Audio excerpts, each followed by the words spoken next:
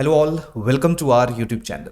तो जैसा कि आप सब लोगों को पता है, अभी भी रशिया और यूक्रेन के बीच की जंग जारी है और हम लोग देख रहे हैं इसी दौरान बहुत सारे देशों के द्वारा रशिया के ऊपर इकोनॉमिक सैंक्शंस लगाए गए हैं। तो आज का जो हमारा daily mains current affair issue है, हम लोग वहां पे इन्हीं सैंक्शंस को एनालाइज करेंगे, एसेस करेंगे कि क्या इनका इंपैक्ट हम लोगों को रशिया और उसके साथ साथ इंडिया के ऊपर देखने को मिल सकता है। स्क्रीन के ऊपर आप जो मैप देख रहे हो, जहां पे जो रेड कलर है, ये वो कंट्रीज हैं, ये वो देश हैं जिन्होंने रशिया के ऊपर सैंक्शंस इंपोज की है। ये सैंक्शंस मेनली इकोनॉमिक नेचर की है और देखिए यहां पे ऑलमोस्ट सारे का सारा जो यूरोप है वो रशिया के ऊपर इकोनॉमिक सैंक्शंस लगा चुका है। तो चलिए आज के जो हमारा करंट अफेयर्स है उसकी शुरुआत करते हैं इसी स्पेसिफिक इशू से और सबसे पहले हम लोग डिस्कस करते हैं कि इनका इंपैक्ट जो है वो रशिया के ऊपर क्या पड़ सकता है।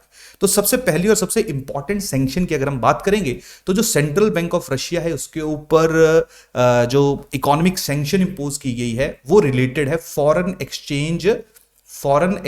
रिजर्व्स के साथ साथ। अगर मैं रशिया की बात करूंगा तो रशिया में टोटल $640 बिलियन के रशिया के फॉरेन एक्सचेंज रिजर्व्स हैं। लेकिन अभी जो देश हैं जिन्होंने इकोनॉमिक सैंक्शंस लगाई हैं, जहां पे भी रशिया के फॉरेन एक्सचेंज रिजर्व पड़े हुए हैं, उन्होंने उनको फ्रीज कर दिया है। इस स्पेसिफिक टाइम पे रशिया के अंदर जो गोल्ड रिजर्व पड़े हैं, जो कि फॉरेन एक्सचेंज रिजर्व का हिस्सा ही है, तो रशिया के पास अभी सिर्फ $170 बिलियन के रिजर्व्स ही बचे हैं, जो कि रशिया के पास गोल्ड रिजर्व्स की फॉर्म में है। और उसके साथ साथ 70 बिलियन रिजर्व जो हैं वो उसके पास रेनमिनबी के पड़े हैं। रेनमिनबी जो है वो किसकी करेंसी है? वो आपकी चाइनीज करेंसी है। तो अगर आप आसान भाषा में बात करोगे तो more than 50% foreign exchange reserve जो है उनको फ्रीज कर दिया गया है। और अगर किसी देश के फॉरेन एक्सचेंज रिजर्व्स को फ्रीज कर दिया जाए तो उस देश को ट्रेड करने में काफी मुश्किलात का सामना करना पड़ सकता है। और आप लोग देख भी रहे हो कि इस स्पेसिफिक टाइम पे रशिया की जो करेंसी है दैट इज रूबल, वो काफी डेप्रिशिएट हो चुकी है। रशिया में inflation with the passage of time increase हो रही है और ऐसी संभावना है जिस तरह के सैंक्शंस इंपोज किए गए हैं रशिया के ऊपर, शायद इन्फ्लेशन और ज्यादा इंक्रीज हो सकती है। और जो सरकार या गवर्नमेंट जो पैसा किसी और सेक्टर के ऊपर लगाएगी, वो पैसा उसको इन्फ्लेशन के जो नेगेटिव इंपैक्ट्स हैं उनको काउंटर करने के लिए लगाना पड़ सकता है। तो सबसे पहला जो सैंक्शन ऑन सेंट्रल बैंक है उसका भी काफी मेजर इंपैक्ट जो हम लोगों को रशिया के ऊपर देखने को मिल रहा है। सेकंड जो इंपॉर्टेंट सैंक्शंस वेस्टर्न वर्ल्ड के द्वारा लगाई गई है वो है स्विफ्ट एंड फॉरेन पेमेंट्स के ऊपर।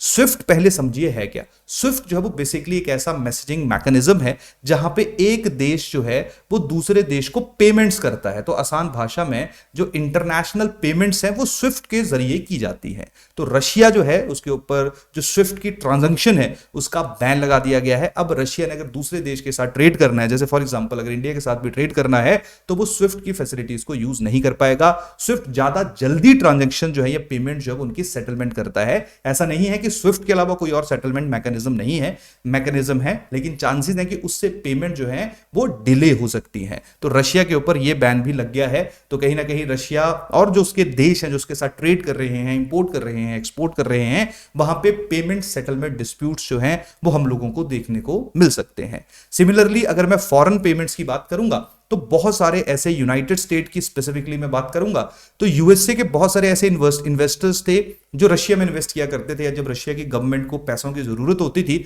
तो जो पैसा यूएस इन्वेस्टर्स के द्वारा दिया जाता था। सिमिलरली बहुत ज्यादा रशिया की ऐसी कंपनीज थी जो यूएसए की जो कैपिटल मार्केट थी वहां से फंड्स वगैरह रेज किया करती थी। तो यूनाइटेड स्टेट ऑफ अमेरिका ने जो है वो दोनों को बैन कर दिया है ना। रशियन कंपनीज जो हैं वो अब यूनाइटेड स्टेट ऑफ अमेरिका से पैसा रेज कर पाएंगी और ना ही जो यूएसए के इन्वेस्टर्स हैं वो रशियन गवर्नमेंट के जो बॉन्ड्स हैं, यानी कि जो रशियन गवर्नमेंट जो उधार ले रही है, वो उसको पैसा दे पाएंगे। क्योंकि किसी भी तरह का जो वॉर है उसको फैसिलिटेट करने के लिए आप लोगों को काफी फंड्स की आवश्यकता होती है, काफी फंड्स की जरूरत होती है। तो कहीं ना कहीं ये भी एक नेगेटिव इंपैक्ट जो है वो रशिया के ऊपर पड़ सकता है इन स्पेसिफिक सैंक्शंस का। तीसरी अगर मैं बात करूंगा वो है फॉरेन डेट। अब ऐसे चांसेस हैं कि जो रशिया है उसके ऊपर इस साल की जो पेमेंट उसकी फॉरेन डेट की है वो अप्रोक्सीमेटली $100 बिलियन के आसपास है। फॉरेन एक्सचेंज रिजर्व को फ्रीज कर दिया गया है। रशिया के ऊपर बहुत ज्यादा रिस्ट्रिक्शंस जो है वो इंपोज कर दी गई हैं। तो चांसेस हैं कि ये जो डेट रशिया को वापस करना है, क्लियर, इस डेट को वापस करने के लिए जो रशियन गवर्नमेंट है उसको अपनी कंपनीज या अपने जो बैंक्स हैं उनको सपोर्ट करना पड़ेगा। और कहीं ना कहीं जो पैसा लोगों के विकास के ऊपर या डिफेंस के ऊपर खर्चा किया जा सकता है, अब उस पैसे को जो है वो इस डेट को रीफाइनेंस करने में यूज करना पड़ेगा। तो ये भी एक चैलेंज है, ये भी एक इशू है जो स्पेसिफिक टाइम पे रशिया फेस कर रही है। थर्ड है टेक्नोलॉजी एंड एविएशन इंडस्ट्री। सबसे पहले मैं टेक्नोलॉजी की बात करूंगा। आप सब लोगों को पता है कि रशिया जो है वो टेक्नोलॉजिकली काफी एडवांस है। हम लोग भी रशिया से अपने हथियार वगैरह जो है वो परचेज करते रहते हैं, लेकिन रशिया भी एडवांस टेक्नोलॉजी के लिए, जैसे आइस कटर न्यूक्लियर वॉरशिप जो होते हैं, उसके लिए रशिया भी यूरोपियन कंट्रीज, स्पेसिफिकली जो वेस्टर्न नेशन है, उनके ऊपर डिपेंडेंट है। तो अब ये जो सैंक्शंस लगी हैं, इनका इंपैक्ट कहीं ना कहीं जो टेक्नोलॉजी ट्रांसफर है जो वेस्टर्न वर्ल्ड से रशिया में हो रहा है, उसके ऊपर भी नेगेटिव इंपैक्ट पड़ेगा। और सबसे ज्यादा इंपैक्ट जो वो एविएशन इंडस्ट्री के ऊपर पड़ना पड़ेगा स्पेसिफिक टाइम पे, क्योंकि रशिया के अंदर जो एयरबस है, क्लियर, जो कि आपका यूरोपियन एरोप्लेन है, क्लियर, ये अप्रोक्सीमेटली 41% के आसपास जो पैसेंजर्स हैं उनको डेली बेसिस के ऊपर कैरी करता है, या उनको एक जगह से दूसरी जगह लेके जाता है। तो अब अगर एविएशन इंडस्ट्री ने भी बैन लगा दिया है कि वो किसी तरह का सामान, किसी तरह का मेंटेनेंस नहीं करेंगे, तो एयरबस जो इतनी अप्रोक्सीमेटली है ना, मेजोरिटी ऑफ पॉपुलेशन को एक जगह से दूसरी जगह लेके जा रही है, तो अगर उसमें किसी तरह का इश्यू आएगा तो अब वहां पे जो पैसेंजर ट्रैफिक है उसको भी चैलेंजेस का सामना करना पड़ सकता है। तो ये जो इकोनॉमिक सैंक्शंस हैं, ईरान और नॉर्थ कोरिया के बाद रशिया के ऊपर पहली बार इतने सेवियर सैंक्शन जो हैं वो देशों के द्वारा, स्पेसिफिकली जो वेस्टर्न वर्ल्ड है उनके द्वारा इंपोज किए गए, जिनमें यूएसए है और जो आपकी यूरोपियन कंट्रीज हैं वो मेनली है, प्राइमरली। इसके अलावा ऑस्ट्रेलिया और जापान भी आप लोगों को देखने को मिल रहा है। तो रशिया के ऊपर इन सारे के सारे सैंक्शंस का इंपैक्ट तो जरूर पड़ रहा है, क्लियर। इसके साथ साथ नेक्स्ट है बॉयकॉट बाय कंपनीज। बहुत सारे देशों के द्वारा, जैसे मैं फोर्ड की बात करूंगा, वॉल्वो की बात करूंगा, क्लियर, या हमारे जो शिप कंटेनर्स हैं, शिप कंटेनर कंपनीज, उनकी बात करूंगा, शेल की बात करूंगा जो ऑयल नेचुरल गैस के साथ डील करती हैं, इन्होंने भी रशिया को बॉयकॉट कर दिया है स्पेसिफिक टाइम पे। तो कहीं ना कहीं जो कंट्रीज रशिया की इकोनॉमी में कॉन्ट्रीब्यूट कर रही थी, अब उन्होंने भी अपने हाथ जो वो वापस खींच लिए हैं। तो देयर आर चांसेस कि रशिया के ऊपर जो वो इसका भी नेगेटिव इंपैक्ट पड़ सकता है। अब इसके काउंटर पॉइंट भी हैं कि रशिया को कोई फर्क नहीं पड़ता, क्लियर, वो भी मैं थोड़ी देर में आप लोगों के साथ जो है डिस्कस करता हूं। और उसके साथ साथ कुछ सिंबॉलिक सैंक्शन जो रशिया के द्वारा रशिया के ऊपर, या रशिया के जो लोग हैं, क्लियर, जैसे उनके जो प्रेसिडेंट है और उसके साथ साथ जो उनके इंपॉर्टेंट और ऑफिशियल्स हैं, उनके ऊपर वेस्टर्न वर्ल्ड के द्वारा जो वो काफी सैंक्शंस इंपोज की गई हैं, यानी कि इंडिविजुअल बिजनेसमैन के ऊपर सैंक्शंस इंपोज की गई हैं, जो सिंबॉलिक सैंक्शंस जिनका देश से कोई लेना देना नहीं है, लेकिन कहीं ना कहीं जो रशिया को अगर आइसोलेट वेस्टर्न वर्ल्ड करना चाहता है, तो वहां पे अगर इंडिविजुअल्स के ऊपर सैंक्शंस लगा दी, तो वो कहीं ना कहीं जो रशिया के बिजनेसमैन है या रशिया की इकोनॉमी है उसके ऊपर शायद थोड़ा सा फर्क जो है वो डाल सकता है। जो लास्ट वाला पॉइंट है वो इतना सिग्निफिकेंट सैंक्शन नहीं है, ना उसका कोई सिग्निफिकेंट इंपैक्ट पड़ेगा, लेकिन रशियन इंडिविजुअल्स के ऊपर जो जिस तरह की रिस्ट्रिक्शन लगाई गई है, क्लियर, या जिस तरह का बैन लगाया गया है, वो लॉन्ग टर्म के ऊपर इनके बिजनेसेस को इंपैक्ट कर सकता है। तो ये तो वो हैं जो अलग अलग पहलू हैं या जो सैंक्शंस हैं जो रशिया के साथ हम लोगों ने रिलेट करने की कोशिश की है। यहां पे एक बड़ी ही इंपॉर्टेंट चीज है, जो रशिया का एक्सपोर्ट है एनर्जी का, जहां से रशिया का मैक्सिमम पैसा आता है, उसके ऊपर किसी तरह की पाबंदी, किसी तरह की रिस्ट्रिक्शन अभी तक देखने को नहीं मिली है। तो यही कारण है कि बाकी रिस्ट्रिक्शंस तो ठीक है, रशिया मैनेज कर लेगा, लेकिन जो एनर्जी है, और अगर एनर्जी के ऊपर प्रॉपरली, जैसे जर्मनी वगैरह जो भी डिसीजन ले भी रहे हैं, लेकिन रशिया की एनर्जी के ऊपर दुनिया इतनी डिपेंडेंट है कि वो अभी कॉम्प्रोमाइज नहीं कर सकती है। बहुत सारे देश, यूएसए की बात की जाए या बाकी कंट्रीज, एक दूसरे देश से, जैसे यूएसए वेनेजुएला से हेल्प लेने की कोशिश कर रहा है, जो कहीं ना कहीं यूएसए का बहुत बड़ा दुश्मन है अगर मैं साउथ अमेरिकन कॉन्टिनेंट की बात करूंगा।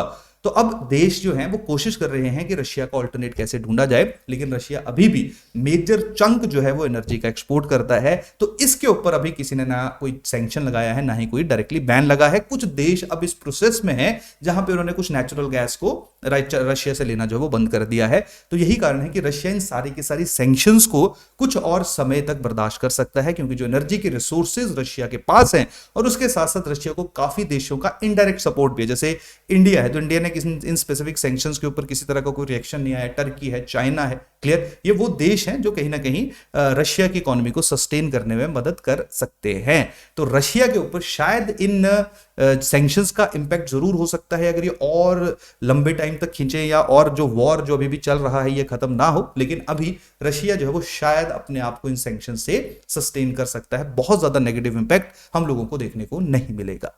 तो ये जो वेस्टर्न सैंक्शंस का स्पेशली जो रशिया के ऊपर इंपैक्ट है, इसकी एक आसान भाषा में सैंक्शन जो है वो असेसमेंट थी। अब एक और पहलू हम लोग डिस्कस कर लेते हैं, वो है कि इंडिया के लिए क्या कंसर्न है।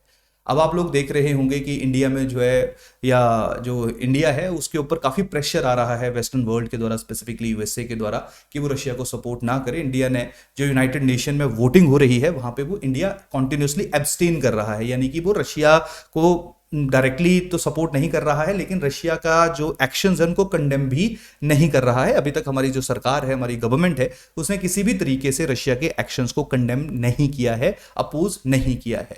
तो देयर आर चांसेस कि इंडिया के ऊपर जो है वो सेकेंडरी सैंक्शंस लग सकते हैं। सेकेंडरी सैंक्शंस का मतलब क्या रहता है कि यूनाइटेड स्टेट ऑफ अमेरिका जो यूएसए के नागरिक नहीं है और उनको ऐसा लगता है कि वो उनके इंटरेस्ट के ऊपर कोई नेगेटिव इंपैक्ट पड़ रहा है, तो वो उनके ऊपर भी सैंक्शंस लगा सकते हैं। तो इंडिया को खतरा है, टेंशन है कि जैसे काटसा है, क्लियर, तो इंडिया को लग रहा है कि शायद उससे जो है उनको बाहर ना निकाला जाए। काटसा जो है एक एग्जांपल है सेकेंडरी सैंक्शंस का। नेक्स्ट जो है वो जो स्विफ्ट से रशिया को बाहर निकाला गया है, वहां से पेमेंट में इशू हो सकता है, और कहीं ना कहीं जो हम रशिया से एक्सपोर्ट तो बहुत सारी चीजें करते हैं, लेकिन स्पेसिफिकली जो फर्टिलाइजर्स वहां से एक्सपोर्ट किए जाते हैं, जो हमारे एग्रीकल्चर के लिए बहुत आवश्यक है, और एग्रीकल्चर को रेगुलरली हर एक सीजन में फर्टिलाइजर्स की आवश्यकता पड़ती है, उसके ऊपर कहीं ना कहीं जो वो शायद नेगेटिव इंपैक्ट पड़ सकता है। और साथ में इंडिया और रशिया के बीच का जो ट्रेड है वो $8.1 बिलियन के आसपास है, जिसमें ऑब्वियस सी बात है जो रशिया है वो ज्यादा एक्सपोर्ट करता है और इंडिया जो है वो कम एक्सपोर्ट करता है, अगर मैं रशिया की बात करूंगा। क्लियर, तो ये पूरे के पूरे जो इंपैक्ट है शायद इंडिया के ऊपर लॉन्ग टर्म पे पड़ सकता है, लेकिन इंडिया और रशिया के बीच में रूबल और रुपी ट्रेड का एग्रीमेंट है, यानी कि वहां पे डॉलर वगैरह की आवश्यकता नहीं पड़ेगी, जो कहीं ना कहीं फॉरेन एक्सचेंज रिजर्व फ्रीज हुआ है। तो इंडिया और रशिया आसानी से भी एक दूसरे के साथ ट्रेड कर सकते हैं, लेकिन जो सेकेंडरी सैंक्शंस है, ये जो वेस्टर्न वर्ल्ड है जिनके साथ इंडिया के फॉरेन रिलेशंस काफी बेटर हो रहे हैं with the passage of time, उनको कहीं ना कहीं बैलेंस करना, यानी कि यहां पे जो पॉलिटिकल बैलेंसिंग है that is the most important thing. Clear, तो देखते हैं अभी आगे आगे कैसे बढ़ेगी चीजें, लेकिन अभी तक का जो करंट इश्यूज हैं या जो जो हम लोगों को चीजें देखने को मिली वो मैंने आप सब लोगों के साथ डिस्कस कर ली। क्लियर, तो ये था हमारा जो इकोनॉमिक सैंक्शंस रशिया के ऊपर इंपोज की गई हैं, उनसे रिलेटेड कुछ इंपॉर्टेंट डिस्कशंस। होपफुली आप लोग न्यूज़पेपर को रेगुलरली फॉलो कर रहे हैं, और जो भी अपडेट्स होंगे, जो भी चेंजेस होंगे, वो आप इस करंट डिस्कशन में इंक्लूड कर लोगे। तो इसी के साथ आज के करंट अफेयर के सेशन को कंक्लूड किया जा रहा है। नेक्स्ट सेशन में हम लोग फिर मिलेंगे, तब तक के लिए थैंक यू, धन्यवाद।